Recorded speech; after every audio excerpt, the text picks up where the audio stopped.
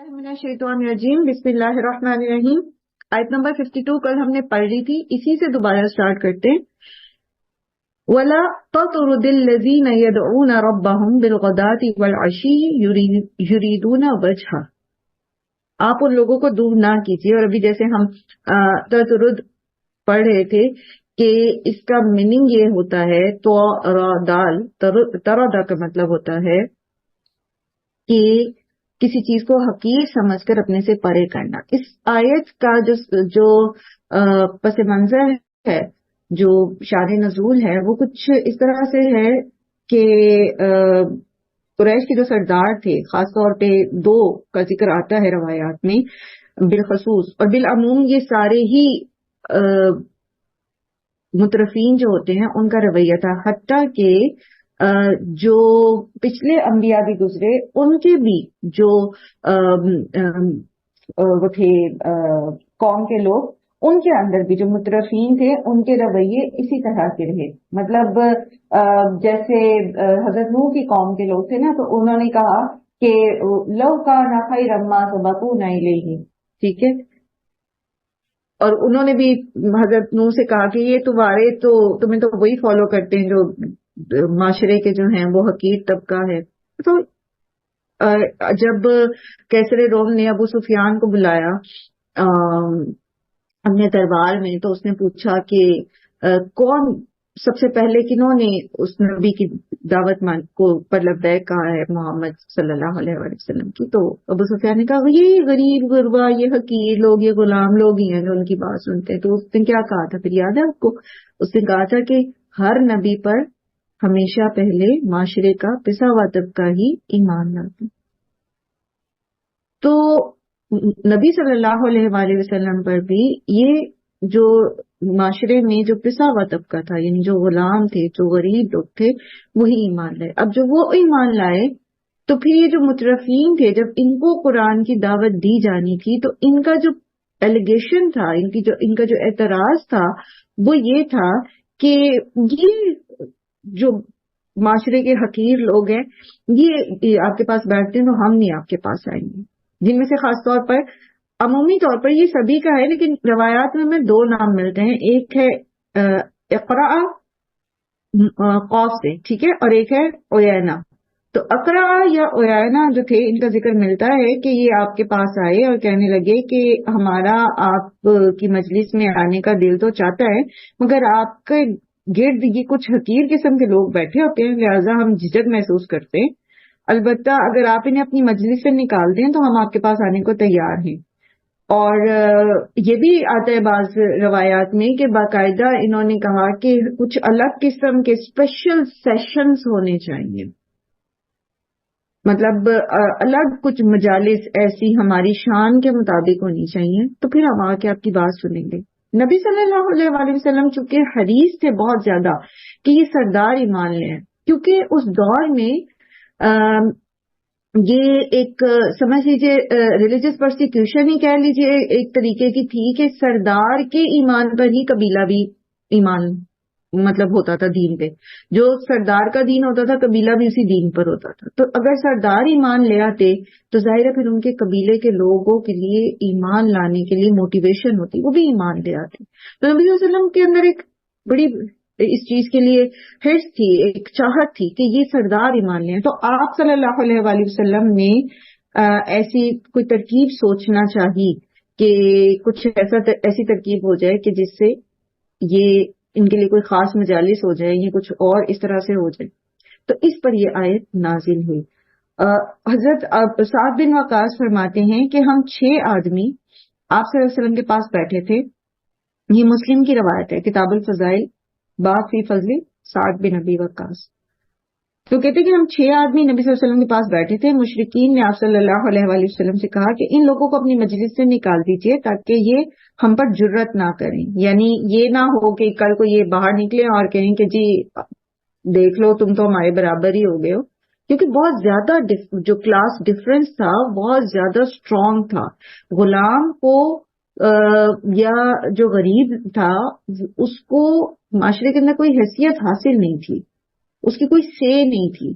वो जैसे एक और जो रवायत में आता है ना कि एक गरीब आदमी बहुत مطلب پراگندہ حادثہ گزرا تو نبی صلی اللہ علیہ وسلم نے کہا کہ تم لوگ اس کے بارے میں کیا رائے رکھتے ہو؟ صحابہ کرام سے کہا تو انہوں نے کہا کہ یہ ایسا شخص ہے کہ جو کسی کو دعوت پہ بلائے تو کوئی اس دعوت پہ نہ جائے، یہ کسی کو شادی کا پیغام دے تو کوئی اس سے شادی نہ کرے، اور اس طرح سے اس کے بارے میں ڈیفائن کیا کہ لوگوں کا عمومی رویہ ایسے شخص کے بارے میں ایسا ہے۔ تو آپ صلی اللہ علیہ وسلم نے فرمایا کہ ایسے کچھ لوگ ہوتے ہیں جو قسم کھا لیتے ہیں اور اللہ ان کی قسم پوری کر دیتا ہے، یعنی اللہ کے نزدیک یہ اتنے زیادہ مرتبہ رکھنے والے ہیں۔ سو لوگ جو ہوتے ہیں معاشرے کے اندر، دنیا کے اندر، وہ ظاہریت کو دیکھ کر لوگوں کو مقام دیتے، لیکن اللہ سبحانہ و تعالیٰ کے نزدیک یہ چیزیں کوئی حیثیت نہیں رکھتی۔ کل ہم نے اس کو ڈسکس بھی کیا تھا۔ تو یہاں پر وہ کہتے ہیں، سعد بن ابی وقاص کہتے ہیں کہ انہوں نے کہا کہ ان کو نکال دیں، کہیں یہ ہماری برابری نہ کرنے وہ شروع کر دیں۔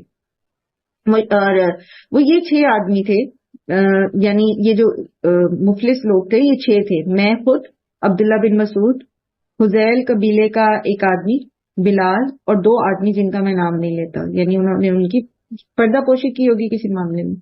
رسول صلی اللہ علیہ وآلہ وسلم کے دل میں آیا کہ دل میں جو وہ آیا جو اللہ نے چاہا۔ آپ صلی اللہ علیہ وسلم یہ بات سوچ ہی رہے تھے کہ اللہ تعالیٰ نے اس پر یہ آیت نازل فرمائی۔ ابن ماجہ کی روایت کے مطابق یہ 6 نام جو ہیں وہ اس طرح سے ہیں: سعد بن ابی وقاص، عبداللہ بن مسعود، صہیب رومی، عمار بن یاسر، مقداد بن اسود، اور بلال بن رباح حبشی۔ اور اقرا اور عیینہ نے تنہائی میں آپ صلی اللہ علیہ وسلم سے کہا تھا کہ ہم ان غلاموں کے ساتھ بیٹھنے میں شرم محسوس کرتے ہیں، لہٰذا آپ انہیں اپنے پاس سے اٹھا دیجیے۔ تو تب یہ آیت نازل ہوئی۔ اس آیت میں اللہ سبحانہ تعالیٰ ان صحابہ کی تعریف فرما رہے ہیں اور فرما دیا کہ ان کو ہٹانے کی بات آپ ہرگز نہ سوچیے۔ یہ انتہائی بے انصافی ہے کہ سچے مومنوں کو صرف اس طرح سے اٹھا دیا جائے کہ دوسرے لوگ آ کے بیٹھیں جن کا ایمان لانا بھی یقینی نہیں ہے، یعنی بھی وہ ایمان نہیں لائے۔ تو اللہ تعالیٰ کے پاس رتبے ایمان کے ساتھ ہیں، اور پھر اس کے اندر، اسی آیت کے اندر ہمیں اسلامی مساوات بھی ملتی ہے، یعنی اسلام لوگوں کے ظاہری جو مال، اسباب، شکل و صورت، جاہ، مقام، مرتبہ، ان کو کوئی حیثیت نہیں دیتا۔ کس سینس میں؟ کس سینس میں؟ رسپیکٹ کی سینس میں۔ یعنی ٹھیک ہے، ایک شخص جو ہے وہ اگر امیر ہے علاقے کا، مطلب اگر حاکم ہے تو اس کی بات مانی جائے گی۔ حاکم کی بات، حاکم کا حکم، اور ایک کوئی معاشرے کا کوئی غریب آدمی ہے یا مطلب لائک کوئی ایسے کسی اس میں ڈیوٹی ہے اس کی، تو وہ دونوں کی بات سیم وزن نہیں رکھتی، آبویسلی نہیں رکھتی، کیونکہ اس کا ڈیزگنیشن ڈفرینٹ ہے اور اس کا ڈیزگنیشن ڈفرینٹ ہے۔ تو یہ تو عدل کا تقاضا ہے، انصاف کا تقاضا ہے۔ مثلا ایک ڈاکٹر کی بات جو حیثیت رکھتی ہے ایک مریض کے معاملے میں، وہ ایک ہاسپٹل کے سویپر کی نہیں رکھتی۔ فرق ہے نا؟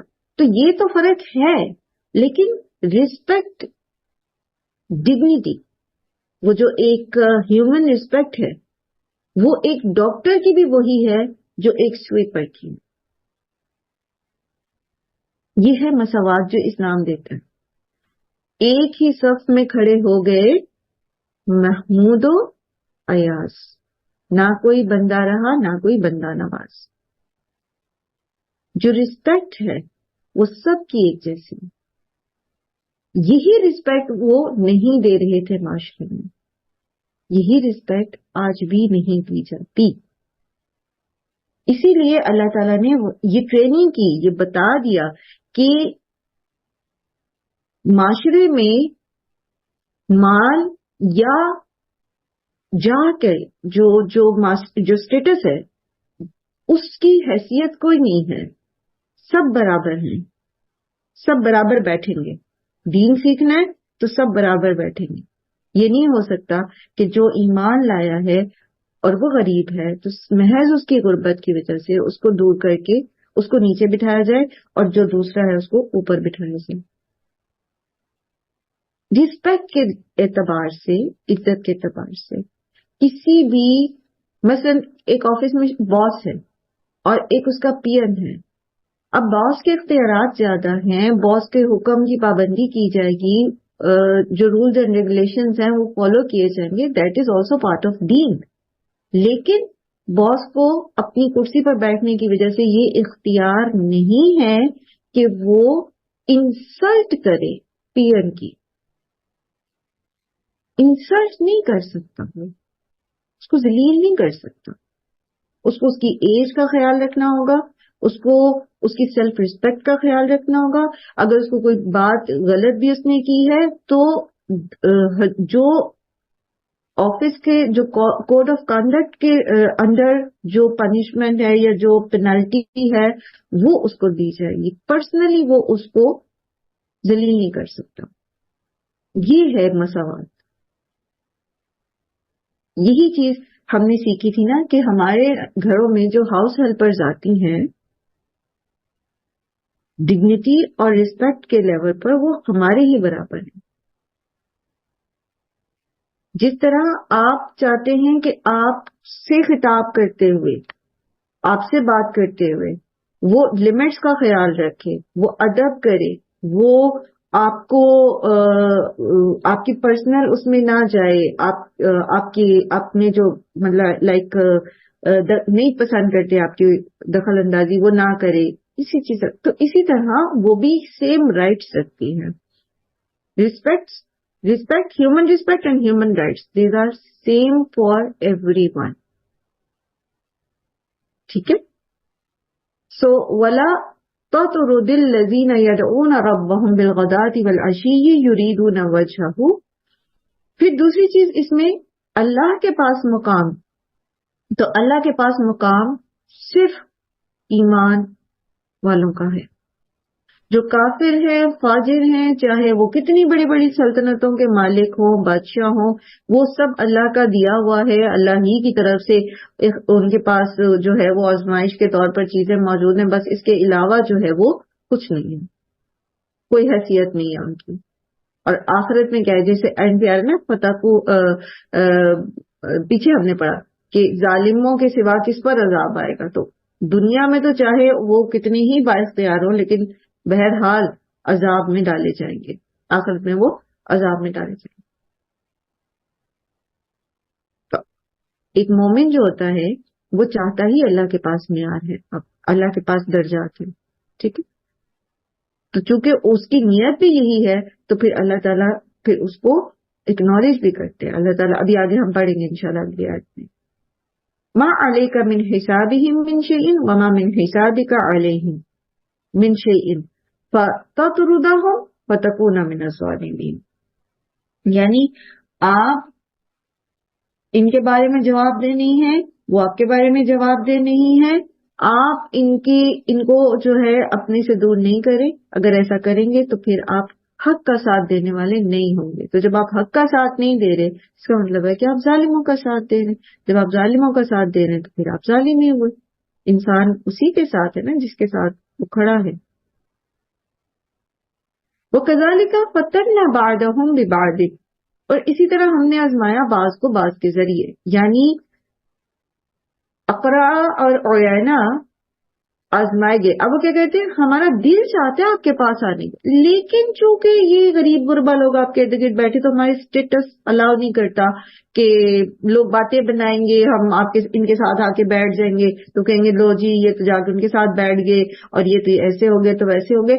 تو ان کو جو عمرا تھے، جو مترفین تھے، جو سردار تھے، ان کے آزمائش بن گئے یہ غریب لوگ. یعنی ان کی وجہ سے انہوں نے حق سننے کے لیے آنا گوارا نہیں کیا. اور یہ جو غریب لوگ تھے، یہ جو ان کے لیے وہ امیر لوگ بن گئے آزمائش، وہ کس طرح سے کہ کیا یہ پھر ان کفار کی اس طرح کی حقیر آمیز باتوں پر صبر کرتے. اب آپ دیکھیں نا، یہ 6 لوگ وہاں بیٹھے اور وہ آ کے سردار اس طرح ان کو دھتکار دیں اور اس طرح کی باتیں کرے، تو یا تو یہ صبر کریں گے اور نبی صلی اللہ علیہ وسلم کا ساتھ نہیں چھوڑیں گے. ان کو اگر تھوڑا کر بھی دیا گیا اسپیئر، اول تو کیا نہیں گیا لیکن چلو لیٹ سپوز اگر کر بھی دیا گیا، ان کو تھوڑا دور بھی کر دیا گیا، تب بھی یہ ساتھ نہیں چھوڑیں گے حق کا. یہ اس لیے نہیں مجلس سے اٹھ جائیں گے کہ لو جی اب تو ہمیں انہوں نے پرے کر دیا، اب تو ہمیں یہ کوئی لفٹ ہی نہیں کرا رہے. تو کیا یہ صبر کریں گے؟ تو بعض کے ذریعے بعض کی آزمائش تھی، ان امیر سرداروں کے ذریعے ان غریب مسلمانوں کی آزمائش تھی، ان غریب مسلمانوں کے ذریعے ان سرداروں کی آزمائش تھی۔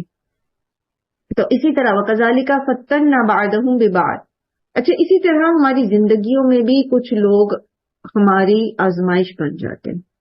کبھی وہ بہت نزدیک کے رشتے ہوتے ہیں، کبھی وہ گھر میں ہی ہوتے ہیں، کبھی وہ دور ہوتے ہیں، کبھی وہ کوئی کلیگ ہوتے ہیں، وہ ہمارے لیے ایک آزمائش بن جاتے ہیں۔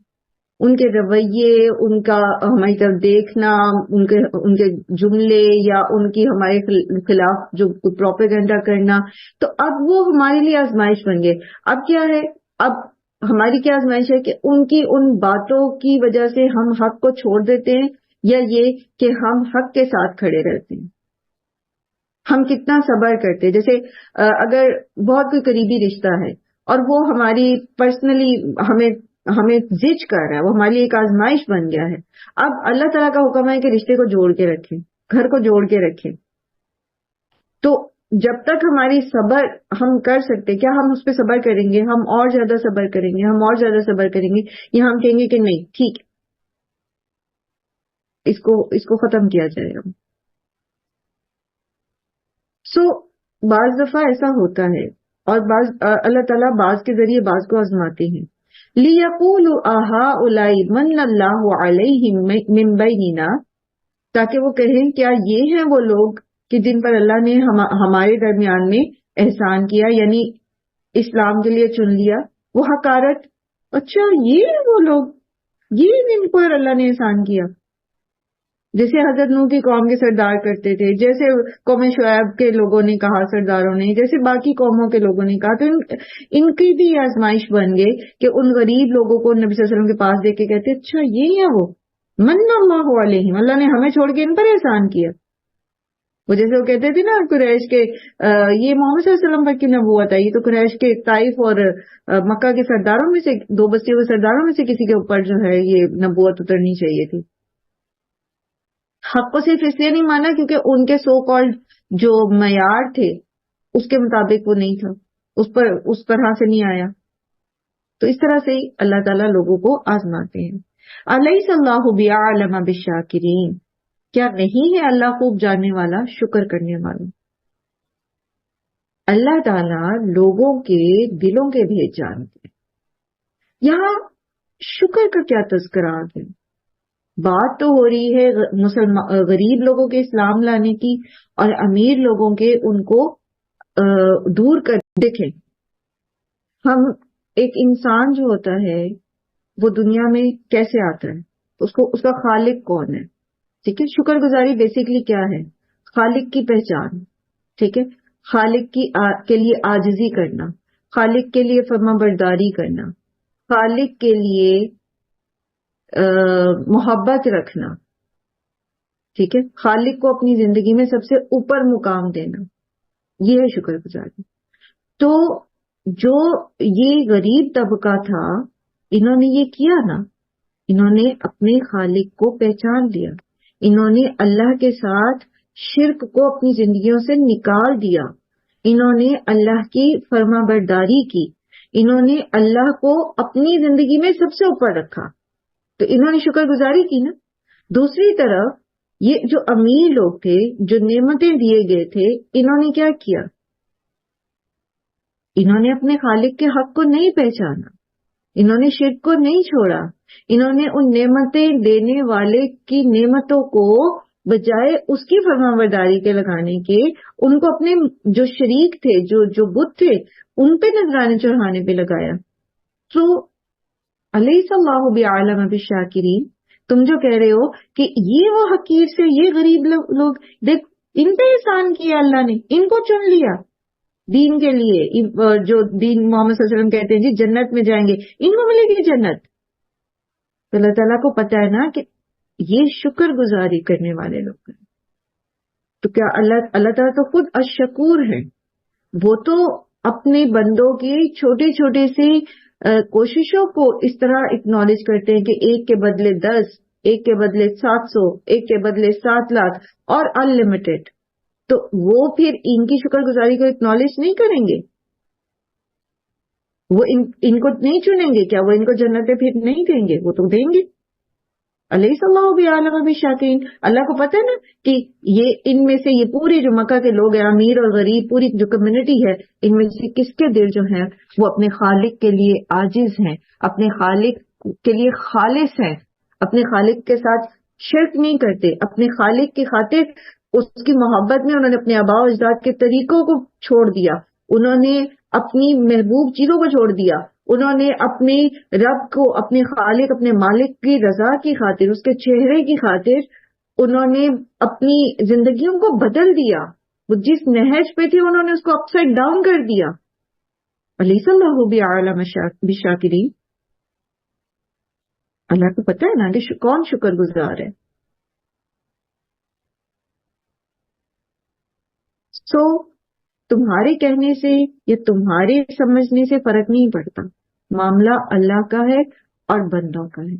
وَإِذَا جَاءَكَ الَّذِينَ يُؤْمِنُونَ بِآيَاتِنَا، اور جب آئیں آپ کے پاس وہ لوگ جو ایمان لاتے ہیں ہماری آیات کے ساتھ، فَقُلْ، تو کہہ دیجئے، سلام علیکم، سلامتی ہو تم پر، كَتَبَ رَبُّكُمْ عَلَى نَفْسِهِ الرَّحْمَةَ، لکھ دی ہے اللہ نے، تمہارے رب نے اپنے نفس پر رحمت، انہ من عمل منکم سوءا بجہالۃ، اور بے شک وہ جو عمل کیے تم نے برے جہالت کی وجہ سے، ثم تاب من بعدہ، پھر توبہ کر لے،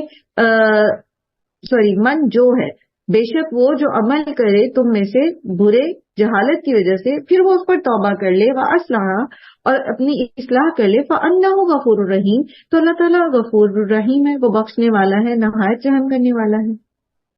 ہوا یہ کہ جب مسلمان ایمان لائے تو بعض لوگ جو تھے وہ اس چیز پر خوفزدہ تھے کہ ہم نے جو پہلے گناہ کیے ہیں، اور وہ معمولی بھی نہیں تھے. آپ کو یاد ہوگا اس شخص کا واقعہ جس نے اپنی غالباً 7 بیٹیوں کو زندہ دفن کیا تھا، 7 یا 9. پھر جنہوں نے قتل بھی کیے، جنہوں نے زنا بھی کیے ہوئے تھے، وہ بھی تھے جو مطلب چوری میں ملوث رہے، وہ بھی تھے جو دیگر مطلب شرک کرتے رہے اور برہنہ کعبہ کا طواف کرتے رہے اور جو کچھ بھی کرتے رہے.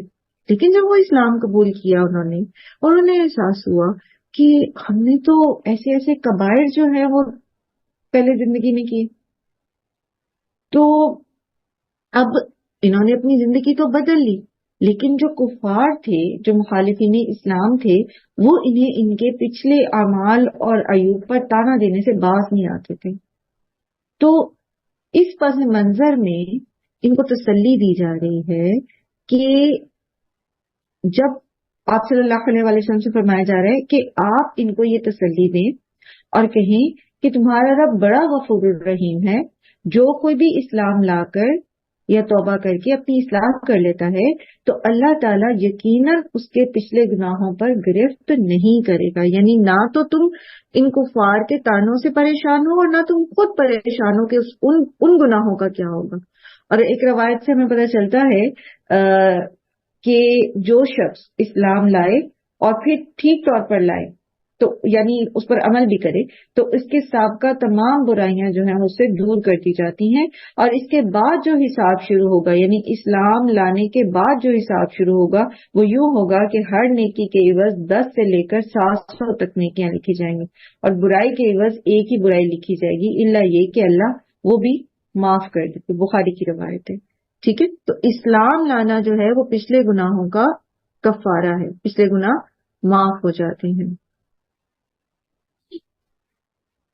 اور پھر ایک اور روایت میں آتے ہیں نا کہ جب اللہ تعالیٰ نے مخلوق کو پیدا کرنے سے پہلے جب اس کی تقدیر لکھی کتاب میں، تو اس پر اللہ تعالیٰ نے لکھ دیا کہ میری رحمت میرے غضب پر غالب آ کے. آپ صلی اللہ علیہ وسلم نے فرمایا یہ بات اللہ کے پاس عرش پر لکھی ہوئی ہے. اور پھر اسی طرح آپ کو یاد ہوگا وہ 99 آدمیوں کے قتل کے قاتل کا احوال بھی ہم نے بہت دفعہ پڑھا. تو اس بات کو ہم پہلے بھی بہت دفعہ سیکھ چکے ہیں، سمجھ چکے ہیں کہ جب انسان سچی توبہ کر لے یا یہ کہ وہ کفر سے اسلام لے آئے، تو اللہ سبحانہ و تعالی اس کے گناہ معاف کر دیتے ہیں. اور پھر یہ کہ اس کے ماضی کا اس کو تانا نہیں دیتے. اور یہی چیز اللہ تعالیٰ ہم سے بھی چاہتے ہیں کہ جو اپنی غلطی سے توبہ کر چکا ہو، جو ایک غلط راستے کو چھوڑ چکا ہو، تو اب اس کو تانا نہیں دیا جائے گا. اب اس کو اس کی غلطیاں جو ماضی میں جو اس کا زندگی تھی اس کو جتائی نہیں جائیں گی. اور ہم بہت زیادہ یہ کرتے ہیں، حتیٰ کہ ہم جو دین دار کہلوانا پسند کرتے ہیں اپنے آپ کو، وہ بھی یہ غلطی بہت زیادہ کرتے ہیں، لوگوں کو ان کا ماضی بہت یاد کراتے ہیں. یاد رکھیے، کسی کی بھی اصلاح جب آپ کرنے میں انٹرسٹڈ ہوتے ہیں نا، تو اس کی برائیوں کو ہائی لائٹ نہ کریں، کبھی بھی نہ کریں. حتیٰ کہ ابھی اس نے وہ چھوڑی بھی نہ ہو، تب بھی اس کی برائیوں کے بجائے اس کی اچھائی کے اوپر فوکس کریں، جو اس کے اندر اچھی چیزیں ہیں. مثلا ایک خاتون ہے جو نماز باقاعدگی سے پڑھتی ہیں مثلا، لیکن وہ پردہ نہیں کرتی.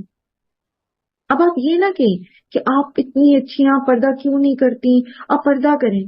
نہیں، آپ یہ بتائیں آپ ماشاءاللہ نمازوں میں کتنی ریگولر ہیں، آپ کیسے اتنی ریگولر رہ لیتی ہیں، آپ مجھے بھی بتائیں.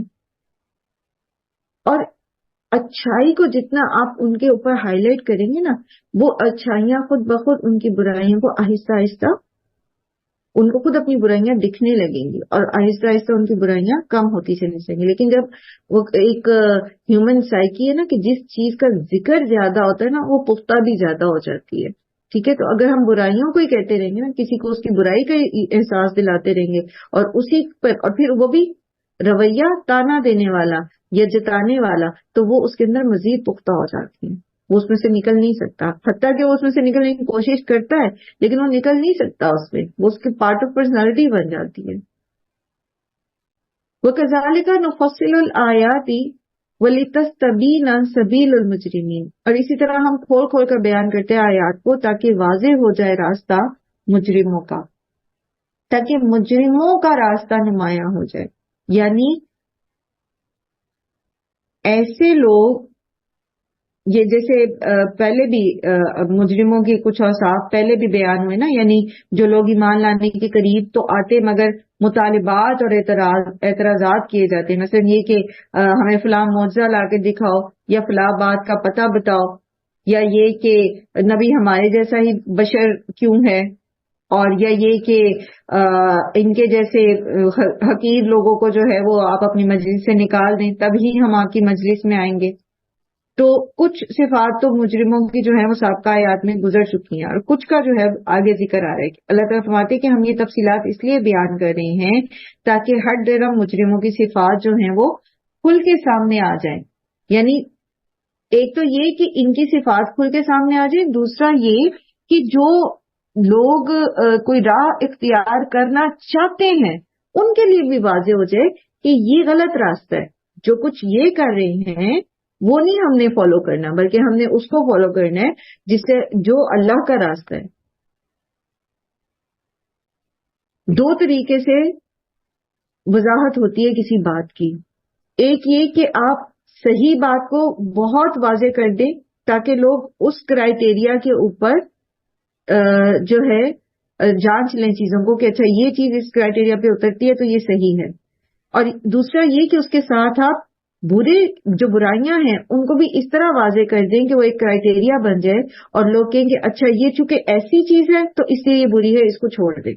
تو اللہ تعالیٰ دونوں طریقے سے جو صراط مستقیم ہے، جو سیدھا رستہ ہے، جو پسندیدہ رستہ ہے، اس کی وضاحت کر رہے ہیں. ٹھیک ہے، یہاں دوسرے طریقے سے جو ہے وہ وضاحت کی گئی ہے.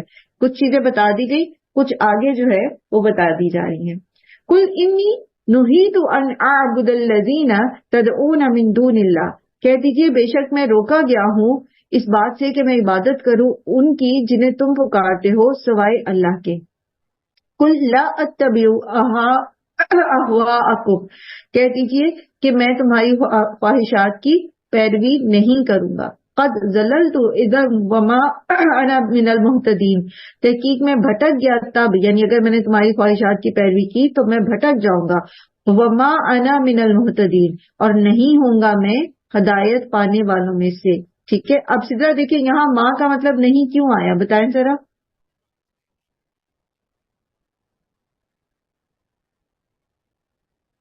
سدرا، جملہ اسمیہ ہے نا، دیکھیں انا آ رہا ہے نا، انا کیا ہے، مرفوع ضمیر ہے نا، تو یہ مبتدا ہے تو یہ جملہ اسمیہ ہے. تو وما انا من المہتدین، تو جملہ اسمیہ پہ ماں آتا ہے تو ماں نافیہ ہو جاتا ہے، تو میں نہیں ہوں گا ہدایت پانے والوں میں سے. ٹھیک. اچھا، اب یہاں ان کی کون سی ڈیمانڈ تھی جس کے بارے میں یہ ذکر آ رہا ہے. اصل میں مشرکین مکہ یا جو مجرم ہیں جن کے راستے کی بات ہو رہی تھی پیچھے، وہ یہ چاہتے تھے کہ سمجھوتے کی کوئی راہ نکل آئے. تو نبی صلی اللہ علیہ وآلہ وسلم سے کہتے تھے کہ آپ ہمارے معبودوں یا دیوی دیوتاؤں کے بارے میں برا نہ کہیں، اور ہم مطلب آپ کو کچھ نہیں کہیں گے. یعنی وہ کچھ اس طرح کی ڈیمانڈ تھی ان کی کہ آپ آئیں اور صرف جسے سورہ اس میں بھی آتا ہے نجم میں بھی، کہ یہ چاہتے تھے کہ بس نبی صلی اللہ علیہ وسلم جو ہیں وہ ہاتھ رکھ دیں آ کے ہمارے بتوں پہ، یعنی ایک چھوٹی سی اکنالجمنٹ مل جائے، تو کچھ یہ ہماری بات مان لیں، کچھ ہم ان کی بات مان لیں، تو کوئی بیچ کی راہ نکل آئے. تو وہاں پر یہ کہا جا رہا ہے کہ مجھے اس چیز سے روک دیا گیا ہے کہ میں تمہاری خواہشات پہ نہ چلوں، اور میں ان دیوی دیوتاؤں کی تعظیم نہیں کر سکتا. میرا تو فرض ہی ہے، میں تو معمور ہی اس کام پہ کیا گیا ہوں کہ لوگوں کو ان جھوٹے معبودوں سے توڑ کر ان کے حقیقی معبود کے ساتھ ان کا رشتہ جوڑ دوں. ٹھیک ہے. قل انی علی بینۃ من ربی وکذبتم بھی، کہہ دیجئے کہ بے شک میں علی بینۃ ایک واضح دلیل پر ہوں، من ربی اپنے رب کی طرف سے، وکذبتم بھی اور جھٹلا دیا تم نے اسے. ما عندی ما تستعجلون بھی، اور نہیں ہے میرے پاس وہ جس کی تم جلدی کرے، جس کو تم جلد طلب کر رہے ہو. ان الحکم الا للہ، نہیں ہے حکم مگر یہ کہ اللہ ہی کا، حکم صرف اللہ ہی کا ہے، یعنی اصل فیصلے کا اختیار اللہ کے پاس ہے. یقص الحق وہو خیر الفاصلین، وہ بیان کرتا ہے حق اور وہ بہترین فیصلہ کرنے والا ہے. اب یہاں ان کی کون سی ڈیمانڈ تھی؟ یہاں ان کی یہ ڈیمانڈ تھی، ان کا یہ طریقہ تھا، یا ان کی یہ کہہ لیجیے صرف تھی کہ یہ حق کو جھٹلانے کے لیے عذاب کی ڈیمانڈ کرتے تھے. کہتے تھے کہ اگر تم سچے ہو نبی، تو جس طرح ہم تمہیں جھٹلا رہے ہیں تو ہمارے اوپر اس طرح عذاب کیوں نہیں آ رہا جیسے پچھلی قوموں پر آ گیا تھا. تو اس لیے کہا جا رہا ہے کہ ان سے کہیے کہ میں واضح دلیل اپنے رب کی لے کر آیا ہوں، تم نے جھٹلا دی ہے، اور میرے پاس اس چیز کا اختیار نہیں ہے کہ میں تمہارے اوپر عذاب جو ہے وہ لے آؤں، یہ تو میرے رب کا فیصلہ ہے. وہ بیان کرتا ہے حق کو، اور وہی بہترین فیصلہ کرنے والا ہے. جب اس کا فیصلہ ہوگا تو پھر عذاب کو کوئی ٹال نہیں سکے گا. قل لو ان عندي ما تستعجلون به لقضي الامر بيني وبينكم، کہہ دیجیے اگر بے شک میرے پاس اختیار ہوتا اس چیز کا جو تم طلب کر رہے ہو یعنی عذاب کا، تو البتہ فیصلہ کر دیا جاتا معاملے کا درمیان میرے اور تمہارے. یعنی اگر عذاب لانا میرے اختیار میں ہوتا تو کب کا آ چکا ہوگا اور سارے جھگڑے ختم ہو چکے ہوتے. مگر تم پر عذاب آنے کا ٹھیک وقت اللہ ہی کو پتا ہے، اللہ کا علم ہے. یہ اللہ کا حلم ہے کہ وہ انسان کو مہلت دیتا ہے. یہ اللہ کی حکمت بالغہ ہے کہ وہ جب عذاب لانا چاہے گا تو اس کے عذاب کو پھر کوئی ٹال نہیں سکے گا. واللہ عالم بالظالمین، اللہ خوب جانتا ہے ظلم کرنے والوں کو. وَعِندَهُ مَفَاتِيحُ الْغَيْبِ، اور اس کے پاس ہیں غیب کی چابیاں.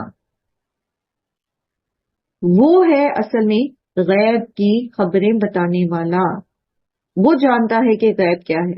غیب ہوتا کیا ہے؟ اچھا، یہ جو پیچھے آیات گزری ہیں، آگے اب اللہ تعالیٰ کی معرفت کی آیات آ رہی ہیں. پچھلی جو آیات گزری ہیں اس میں اللہ سبحانہ تعالیٰ نے آیت نمبر اگر ہم 55 کو دیکھیں تو اللہ تعالیٰ فرماتے ہیں وَكَذَلِكَ نُفَصِّلُ الْآيَاتِ وَلِتَسْتَبِينَ سَبِيلُ الْمُجْرِمِينَ، تاکہ مجرموں کے رویے طریقے الگ کر دیے جائیں. کچھ پیچھے ذکر ہوئے، ٹھیک ہے، جیسے انہوں نے کہا کہ جی ہمیں معجزہ دکھائیں، جیسے انہوں نے کہا کہ یہ نبی انسان کیوں ہے، جیسے انہوں نے غریبوں کو حقارت سے دیکھا. اب یہ کیا ہے؟ یہ بیسیکلی ان کے رویے ہیں. ٹھیک ہے، یعنی اگر کسی کا رویہ ایسا ہے تو اگر کوئی حق پانا چاہتے تو اسے ان رویوں سے بچنا ہے. ٹھیک ہے، کن رویوں سے؟ یعنی حق کو سامنے دیکھ کے بجائے ماننے کے اس پر اعتراضات نہیں کرنے کہ یہ لانے والا انسان کیوں تھا، یا یہ لانے والا انسان نہیں ہو سکتا، ہونا نہیں چاہیے، یا یہ کہ کوئی دوسرا حصی معجزہ کیوں نہیں دیا گیا، وہ کیوں نہیں، اس کے ساتھ فرشتہ کیوں نہیں آیا. اعتراض نہیں کرنا. جب حق سامنے آ گیا تو اعتراض نہیں کرنا.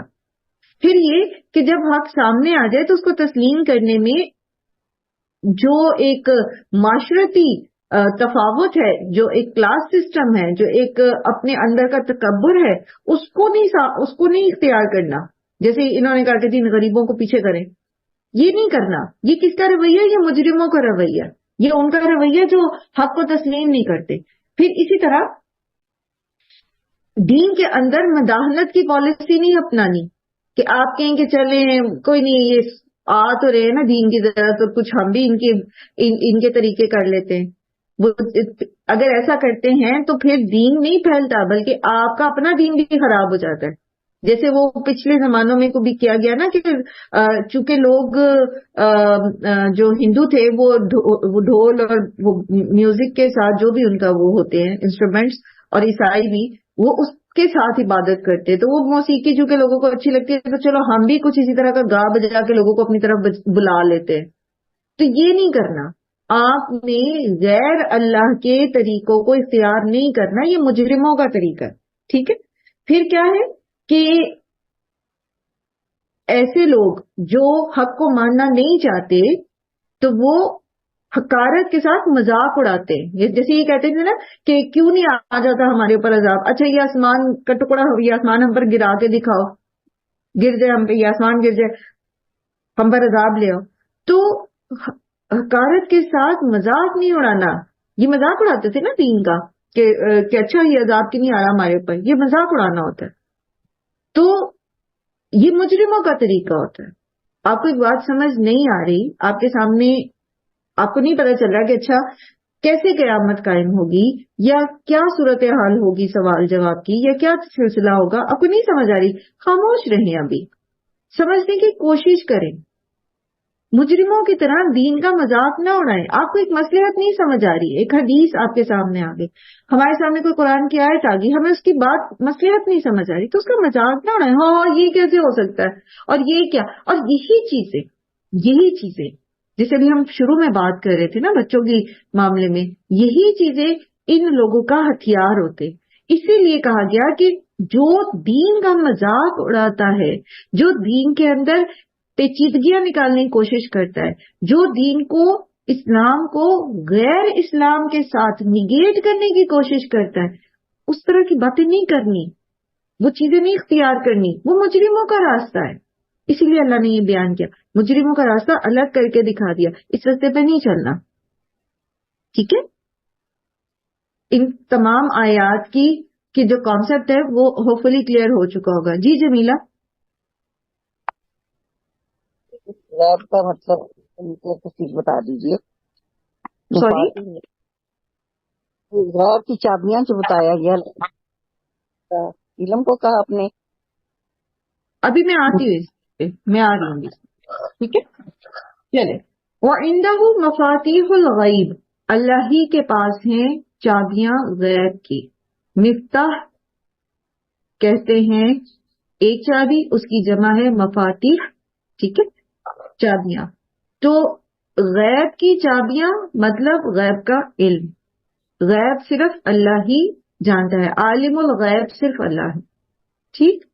لا يعلمها الا هو، نہیں کوئی جانتا اسے مگر وہی.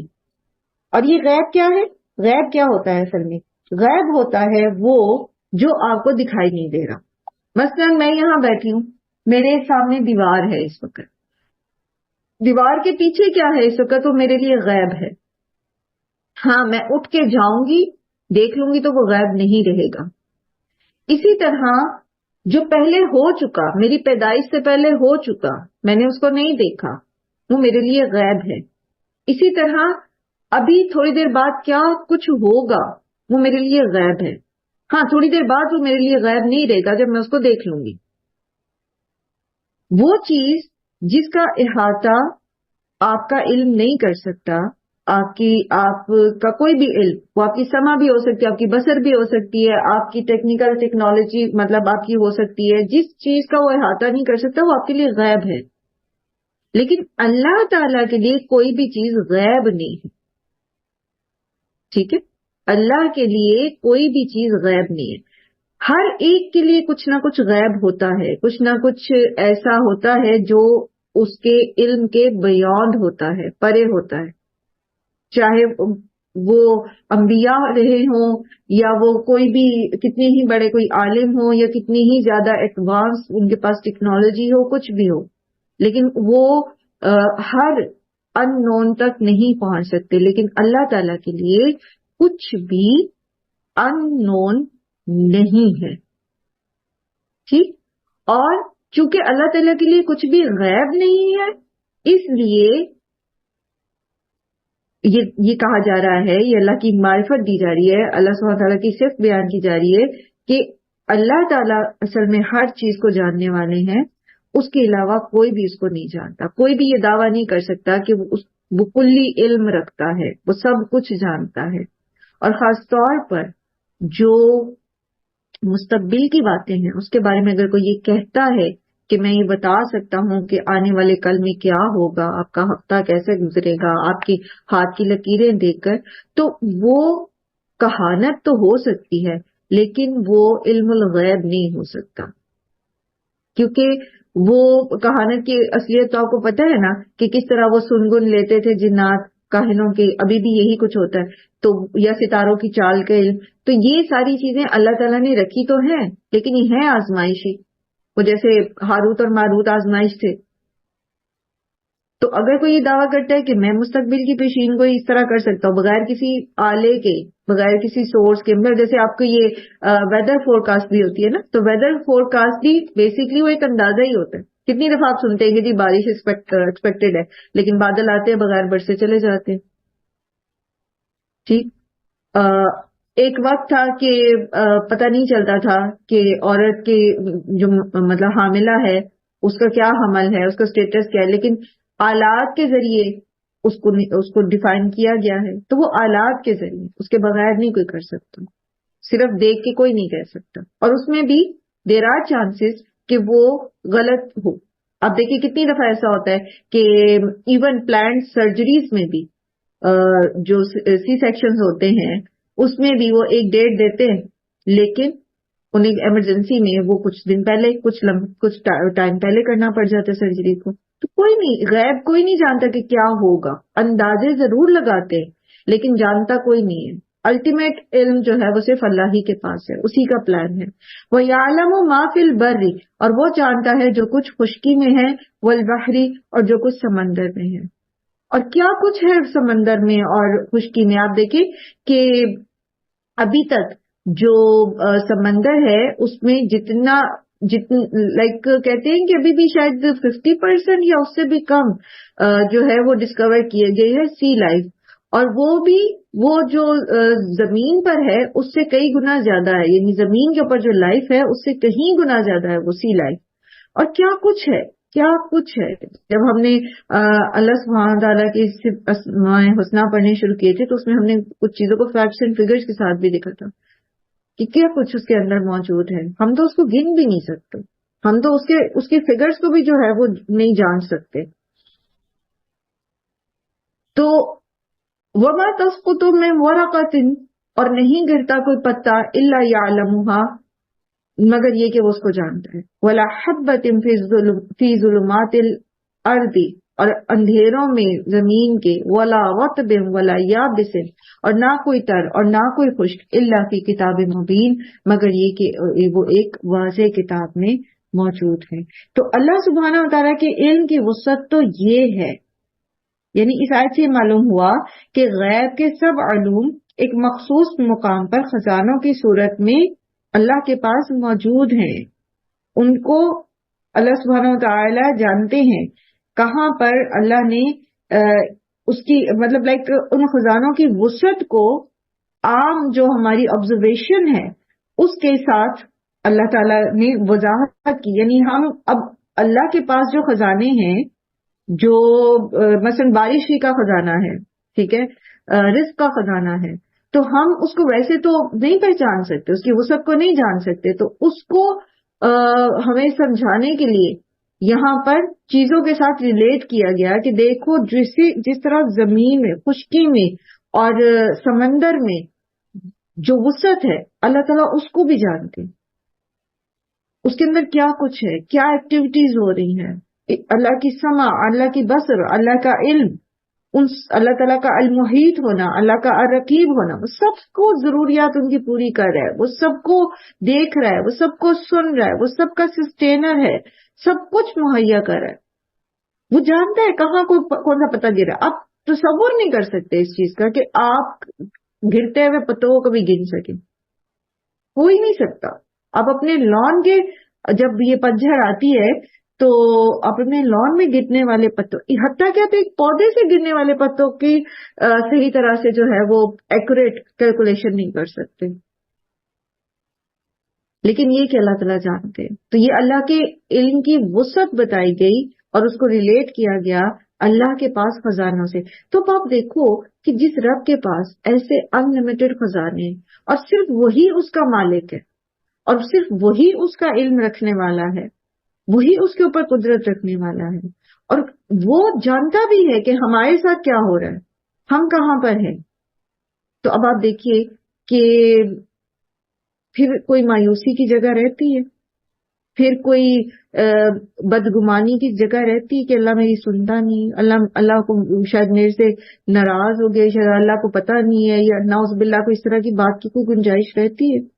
یہ ہماری لا علمی ہے، تبھی ہم اللہ سے بدگمان ہوتے ہیں، اور یہی شیطان چاہتا ہے. سو یہ اللہ کی معرفت ہے، اللہ کو پہچان، اللہ کی پہچان ہے جو قرآن ہمیں کراتا ہے. اپنے رب کو پہچانو، اس کی قدرت کو پہچانو. وَهُوَ الَّذِي يَتَوَفَّاكُمْ بِاللَّيْلِ وَيَعْلَمُ مَا جَرَحْتُمْ بِالنَّهَارِ ثُمَّ يَبْعَثُكُمْ فِيهِ لِيُقْضَىٰ أَجَلٌ مُّسَمًّى.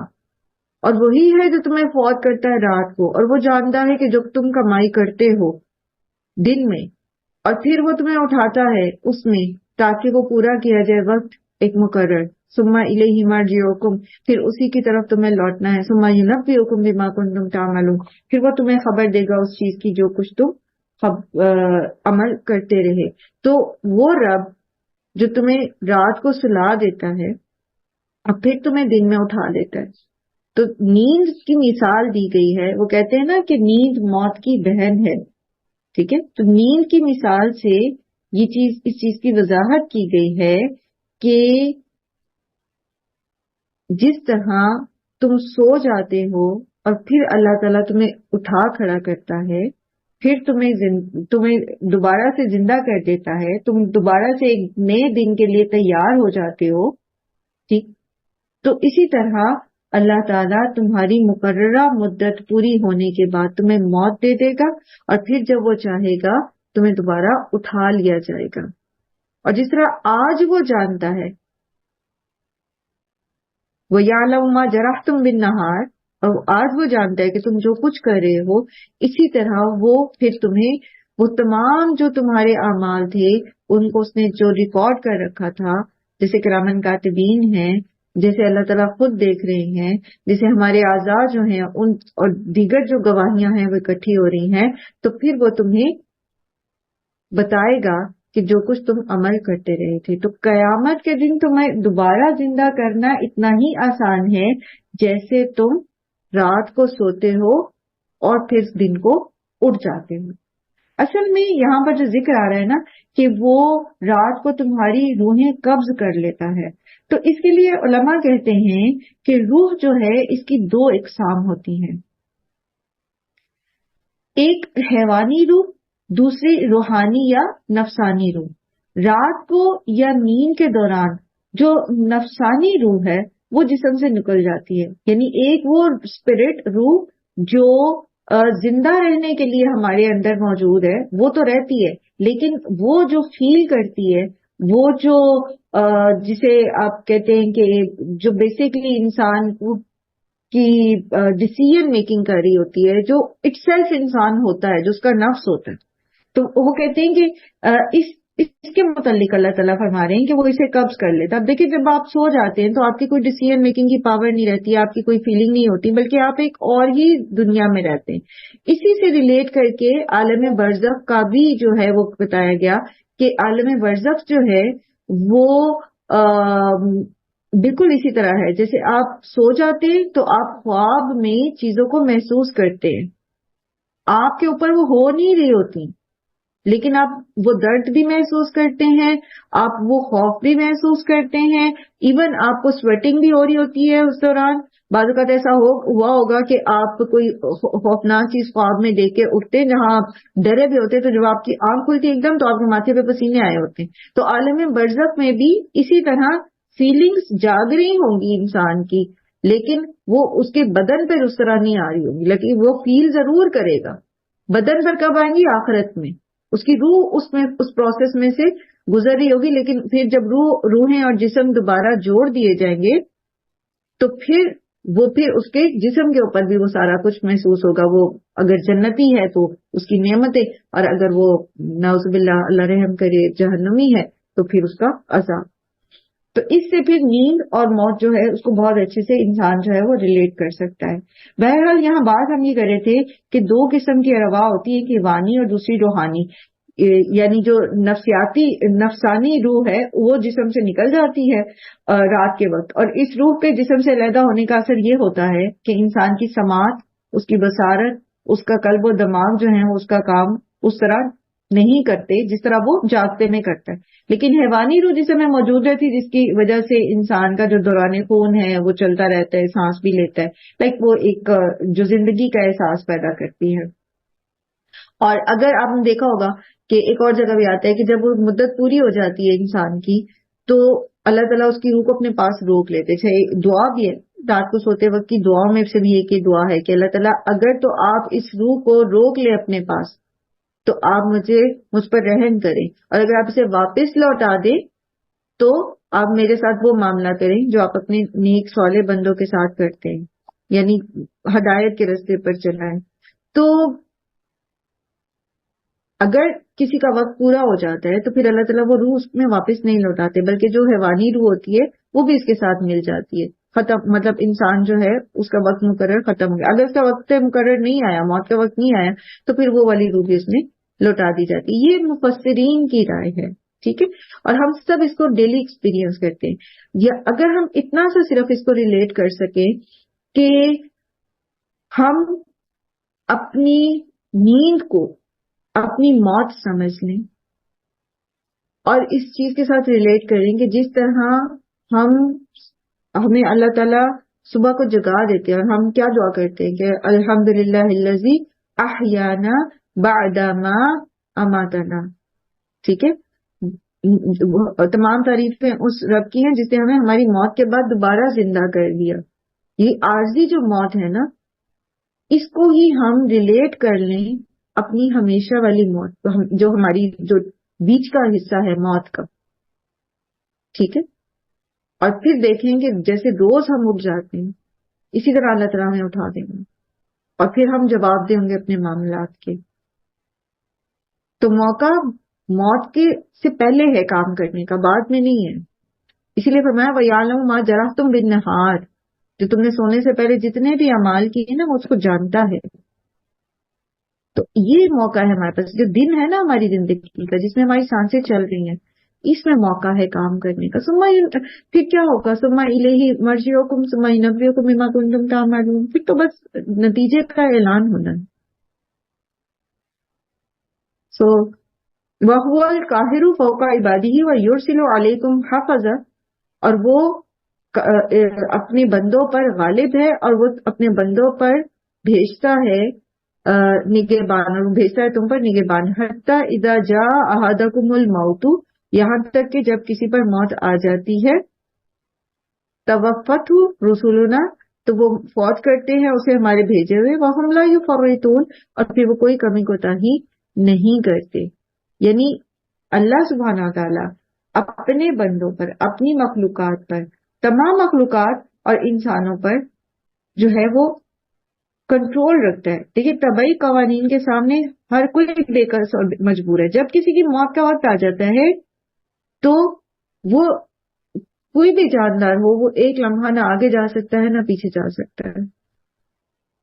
جب فرشتے موت روح کو قبض کرنے آتے ہیں تو چاہے کچھ بھی ہو کوئی ان کو روک نہیں سکتا. وَهُمْ لَا يُفَرِّطُونَ، اور وہ کسی قسم کی کوئی کمی نہیں کرتے. سو اس چیز کو ذہن میں رکھنا، اس کو انشاءاللہ اللہ تعالیٰ ہمیں توفیق دے. ہم جو ہے رمضان کے بعد سورہ قرآن کے بعد جب اپنا لیسن دوبارہ سٹارٹ کریں گے ان آیت کو مختصر سا دوبارہ دیکھیں گے تاکہ ہم اس کو ریلیٹ کر سکیں. لیکن یہ جو آیات ہیں اور اس سے اگلی والی جو آیت ہے اس کو سمجھنے، اس سارے اس موضوع کو سمجھنے کے لیے یہ چیز یاد رکھنا کہ ہم اس دنیا میں عارضی مدت کے لیے بھیجے گئے ہیں، بہترین کام کرنے کے لیے بھیجے گئے ہیں، احسن عمل کرنے کے لیے بھیجے گئے ہیں. ایک مقررہ وقت کے بعد ہمارے پاس کام کرنے کا موقع نہیں ہوگا، توبہ کرنے کا موقع نہیں رہے گا. ہماری صلاحیتیں، ہماری قوتیں، ہمارا علم اس کو بہترین طریقے سے بروئے کار لانے کا وقت اب ہے. بعد میں صرف جواب دہی ہے، بعد میں صرف نتیجہ نکلنا ہے. اور اسی میسج کو ذہن میں رکھتے ہوئے ہم انشاءاللہ اپنے دورہ قرآن کی طرف انشاءاللہ پرسوں جائیں گے اور اس میں پھر ہم کوشش کریں گے، اپنے تئیں پوری کوشش کریں اور اللہ تعالیٰ ہمیں توفیق دیں ہم بہترین عمل کرنے والے ہوں اور یہ رمضان جو ہے ہم سب کے لیے لائف چینجنگ ایکسپیرینس ہو، ہماری زندگی بہتر ہو پچھلے گزرے ہوئے ایک سال.